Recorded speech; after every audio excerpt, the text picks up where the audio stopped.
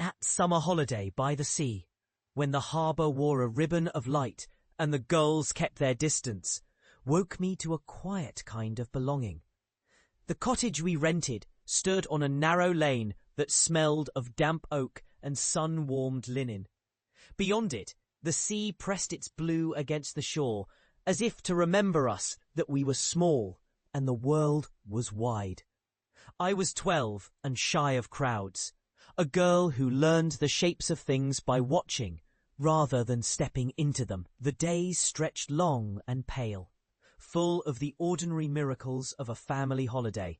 The kettle singing to the morning, bread cooling on a wire rack, the soft hiss of rain on the window when a storm wandered in from the sea and then forgot its grumbling. My mother moved through the kitchen with the steady hands of someone who knew the map of every pot and pan. And my father, who would rather swim than speak, stood by the door with a towel over his shoulder, listening to the day's noise and deciding what to fix or let be. The ritual was simple and unadorned, but to me it was a kind of ceremony.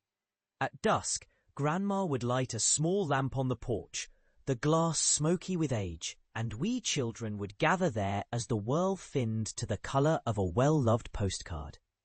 The lamp threw a soft amber circle on our faces, and the sea gave us its own low murmur, a sound like rain turning old coins in a tin. Grandma spoke in the way people speak when they fear forgetting, patient, careful, and sure as a lighthouse.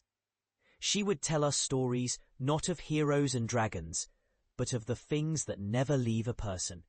How a person learns to listen. How a night of listening can save a day of living. I remember one particular evening when the sky took on the pale purple of a late bell, and the harbour quieted, and the boats, like patient creatures, settled into their moorings. I had brought with me a small notebook, a gift from a kindly aunt, inside which I scribbled names of clouds and the orders my mother gave me for the next day. I was at that age where words felt clumsy in my mouth, and I was tired of trying to bend them into the shape of other people's expectations. Grandma saw me hovering at the edge of the conversation, and she did not push me forward with a bright invitation or a joke about how shy I was. Instead, she asked me softly to tell her something about the sea that day, the way the light lay on the water like a thin sheet of honey, or the way the gulls turned their heads as if listening for a secret. She listened with the same patient fullness that the sea gives to every shoreline that does not rush its own tide. And then she told me about listening. Not just hearing, but listening to the telltale creak of mooring ropes in the wind, listening to the hush between the waves when the boat settled, listening to the sigh a person makes when a worry loosens its grip on the chest. She spoke of how listening is a form of tending. You tend to the other person's breath. You tend to the shape of their fear. You tend to your own laughter so it does not cut too close to the bone.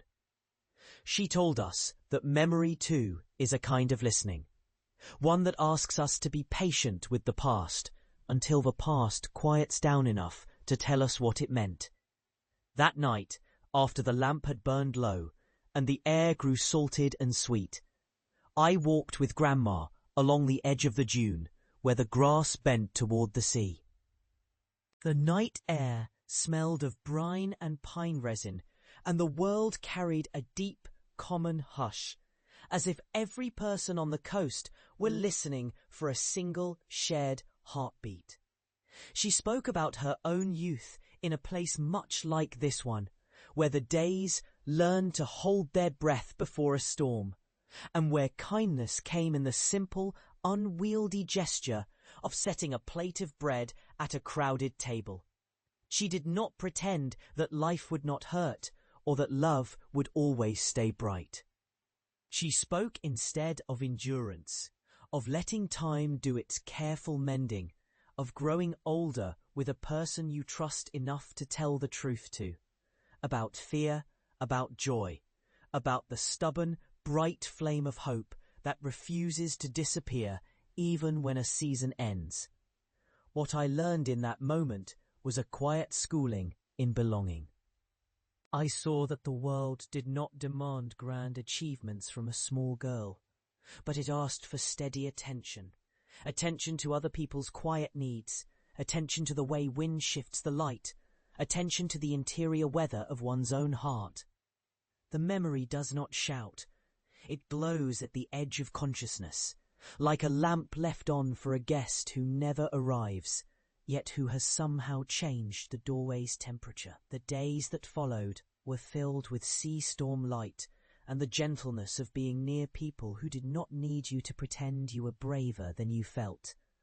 We learned to fish with simple lines and patience, the line's tremor, the tug of resistance, the moment of release when a small fish snapped back into the water or slid onto the sand, slippery as a coin, and then back to the sea's endless, patient economy. We walked the jetty after supper, the boards creaking under our weight, and the air smelled of seaweed and sweet corn from a nearby cookhouse, where the scent of sizzling fish rose like steam from a warm pot. My father would tell a joke that was only funny to us because we were hungry and tired and listening for his voice. And my mother would squeeze my hand with a warmth that felt as if it could hold a weathered boat in its palm. The more I watched, the more I began to understand that home is not a place you find, but a mode of listening you carry with you. Grandma's porch lamp taught me that, the sea taught me that, the small rituals taught me that. It was as if the summer's rhythms were a slow waterline, and I, a timid swimmer, learned to follow the curve of the shore rather than dash across it.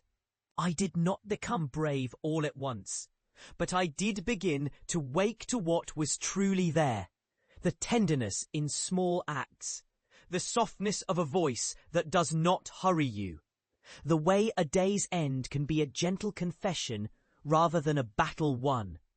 Years later, when I am old, and the world beyond my window smells of rain on dust and the distant sound of children's laughter, I still hear that porch lamp in the evenings, a memory wearing the skin of a present moment. The lamp's glow, the harbour's patient sway, the hush after Grandma's stories. These still lay their quiet weight on my chest, a kind of gravity that keeps me grounded when the days grow slippery with time. I am not the same child who stood there with a notebook full of untested questions, but I am still the girl who learned to lean in, to listen, to let the gentleness of others soften her edges. What that summer gave me is not the spark of some dramatic turning point, but the deeper, more honest flame, the ability to stay, to attend, to absorb another's weather as if it were my own. It is the memory I reach for when I want to begin again, when the world seems loud and fast and I forget the way to steady breath. The old notes I carry, the scent of lemon and salt, the creak of the porch boards, the glow of the lamp, the patient cadence of Grandma's voice. These are the things that remind me that to remember is to tend. To tend is to love, even when the heart is slow to trust and the years have carved their soft lines into the face you wear. And so, in the stillness that follows the day's fatigue, when the sun tips its gold toward the horizon and the sea admits a sigh, as if it has remembered something lost, I tell myself the same truth I learned that summer. Time may pass, but meaning endures in the ordinary, in the careful kindness of a hand held a moment longer, in the room you leave lit for a stranger who might need its warmth, in the memory that returns you to yourself when you have gone too far from your better self. I am grateful for that small ordinance of a porch lamp and a listening ear, for the way a family could be a harbour, for how a child's quiet questions could awaken a lifetime of tenderness. And if you asked me what I am, Now, after all these years, I would tell you I am the keeper of that evening, the one who learned to slow the breath and listen for the sea's old, patient advice. I would tell you that there is a kind of wisdom in staying, in letting the world finish speaking before we answer, in remembering that even the smallest rituals can anchor a life. The summer's gift was not a grand revelation, but a steady practice, to attend, to hold, to endure with grace, to love the ordinary until it becomes extraordinary through a dozen small daily acts. So I walk with that memory still as a quiet companion who never insists on attention but always grants it.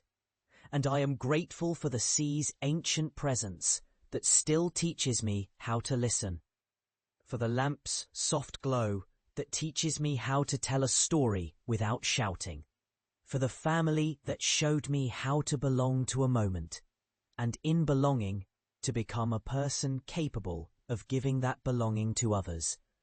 If time is a tide, then I am a harbour, and the harbour's duty is simple: to hold, to wait, to remember, and to endure with a heart that knows how to be grateful even when the seasons change. Meaning endures, yes, the old voice whispers, not in the thunder of monuments, but in the patient footprints of a child who learned to stay. I am that child, and I am grateful.